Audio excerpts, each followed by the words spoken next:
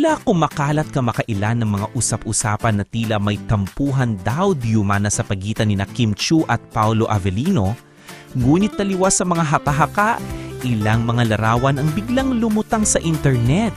At dito, kitang-kita ang tamis at lambing ng dalawa.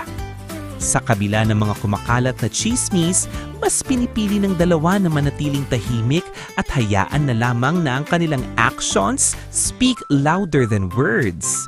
At kung pagbabasehan nga ang mga larawan, halatang walang tampuhan kundi mas matatag na pagkakaintindihan. Marahil, gawa-gawa lang nga ng mga bashers ang balitang may tampuhan sila at gustong pabagsakin ang Kim Pao. Pero hinding-hindi mangyayari yon dahil napakarami talaga nilang supporters.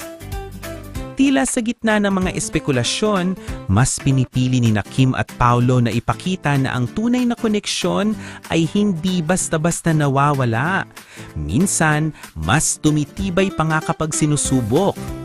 Sa ngayon, fans ng Kim Pao ay naniniwala na kung anuman ang pinagdaanan ng dalawa, sana'y nauwi sa mas malalim na pagkakaunawaan. Dahil kung titignan mo nga naman ang mga ngiti nila sa mga litrato, parang walang puwang ang tampuhan. Puro kilig at comfort lang.